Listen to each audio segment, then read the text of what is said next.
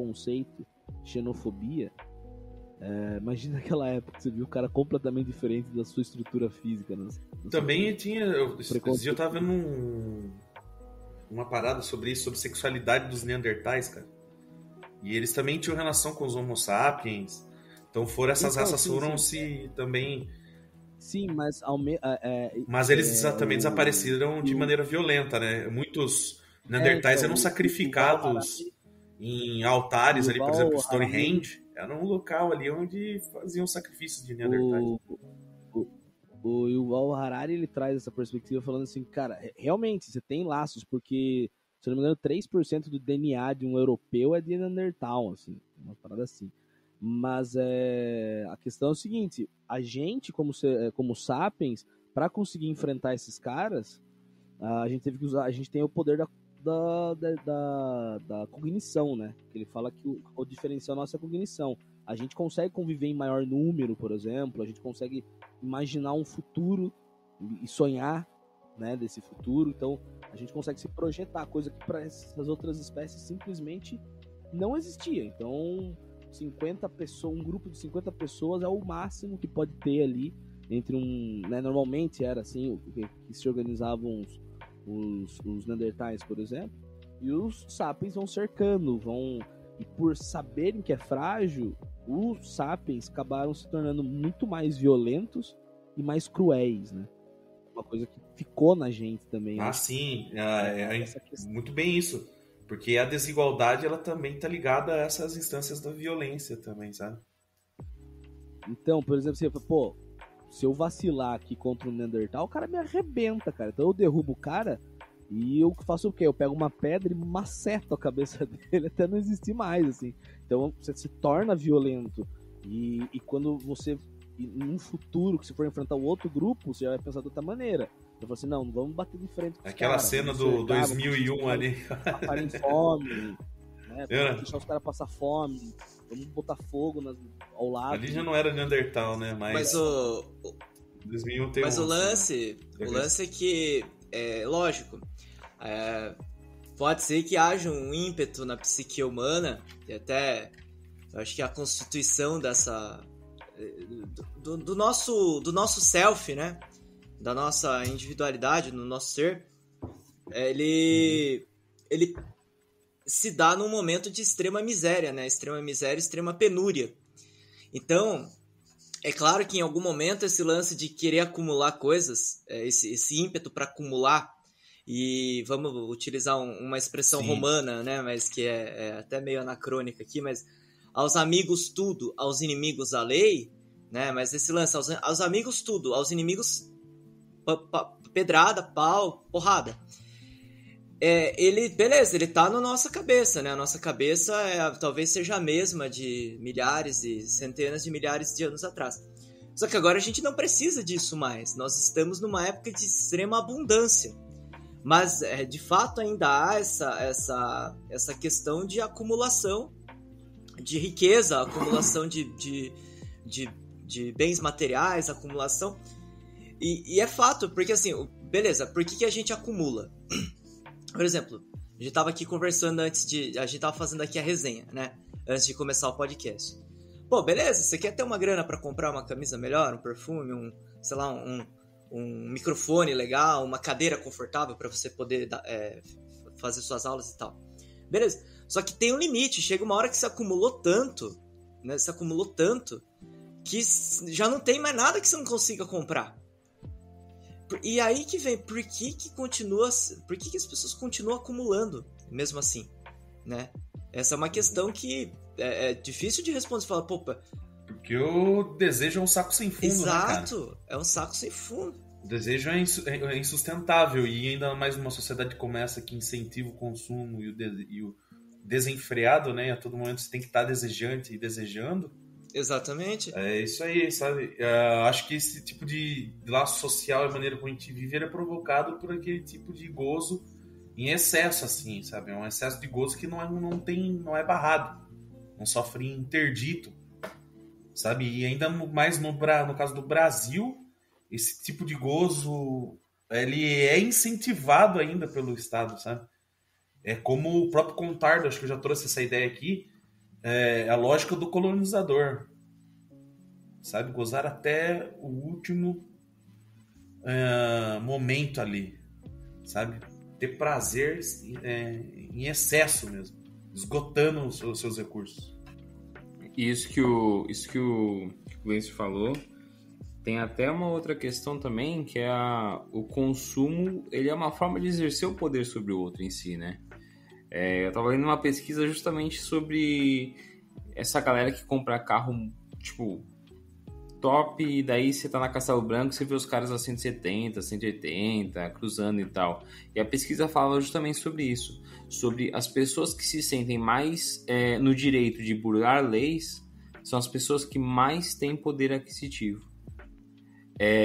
Então, qual que era a relação dessa pesquisa? Que, tipo, a pessoa, ela associa o ter com o estar acima de outras coisas, de outras pessoas. Como se o mundo existisse para gratificá-la, mais, né? E tal. Então, o lance da... Exatamente. Então, a questão do acúmulo talvez entre nisso, né? Tipo, eu acumulo porque eu estou exercendo meu poder em relação ao que não, aquele que não tem, né? E mesmo que na prática a pessoa não exerça o poder, ela não faça aquilo, mas gera o estar acima, né? Eu sou diferente do outro, eu estou acima do outro porque eu tenho. E tem essa característica do capitalismo que o dinheiro te dá esse poder, né? O dinheiro é fálico, então, assim, né? Então, é algo que você tem ali. Então, por exemplo, você tem assim, por exemplo, 1% da população do mundo detém o capital que os outros 99% precisam, né? Aí, a chance de você, dos 99%, virar parte desse grupo de 1%, as chances são muito pequenas. No Brasil, cara, eu tava vendo uma parada lá que as chances são de 9 gerações do cara sair de uma faixa de pobreza e virar classe média. Isso em números de anos é basicamente a cada 225 anos você tem alguém que passa por esse processo de mobilidade. Aí que acontece? Virar esse 1% vira tão raro que a galera que tá nesses 99% vão querer um mundo justo, onde que esse mundo possibilite que ela possa fazer parte desse 1%. A meritocracia. E para fazer isso, ela defende a existência desse 1%. Cara, é uma barbaridade. Então, é uma barbaridade. Tá ligado? E esse 1% só existe porque explora essa outra galera, né? Então, eu acho que, em resumo mesmo, é você comprar o pensamento da elite.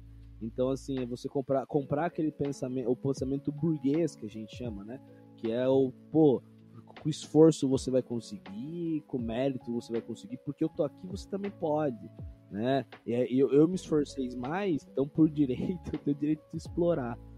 Então, Luquinha, é incrível como a classe dominante, ela consegue, através da transferência ideológica, internalizar na classe dominada os seus valores e a sua concepção de mundo. Então, por exemplo, eu vejo uma notícia no jornal do tipo que o Jeff Bezos, que é o cara da Amazon, tá financiando uma expedição para Marte, e a galera comemorando como se fosse uma conquista da humanidade, e eu fico indignado, porque, veja bem, você tem um planeta em que tem pessoas que não têm o que comer. Isso é uma barbaridade. É uma barbaridade. Tem pessoa cozinhando com lenha, né? Tem pessoa cozinhando com lenha, tem pessoa que não tem que comer. Tem gente cruzando o mar Mediterrâneo a nado, né?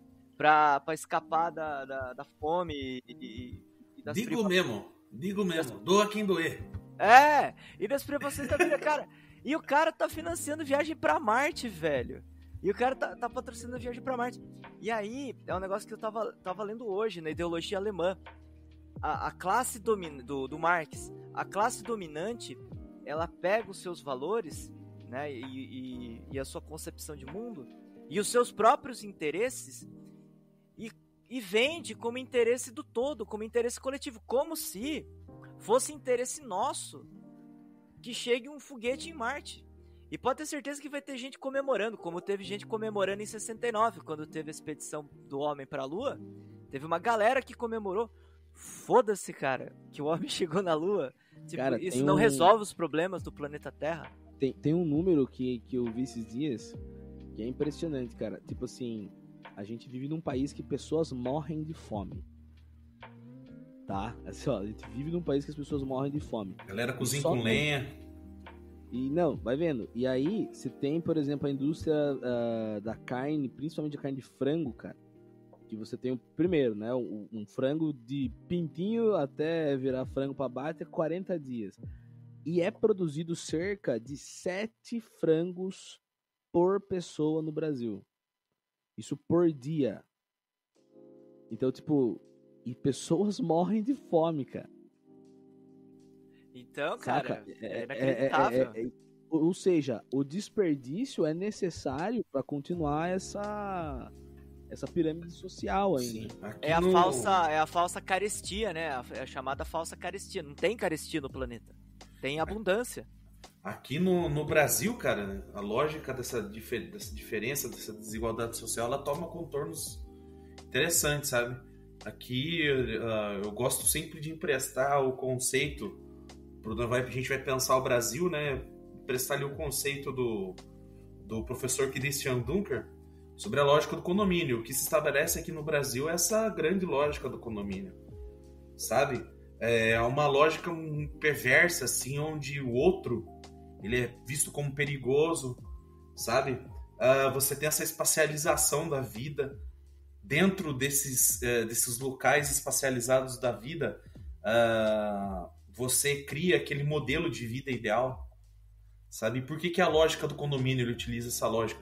Porque é um modelo que vem sendo estabelecido nos últimos tempos no Brasil e chega principalmente quando os primeiros condomínios começam a surgir no território brasileiro ali na década de 70, né? Como, por exemplo, o condomínio de Alphaville, em São Paulo, que leva o nome de um dos filmes do Godard, sabe? E é aí que entra a lógica perversa, né? Porque o condomínio ele tem um muro. E o muro é essa estrutura simbólica de negação da diferença.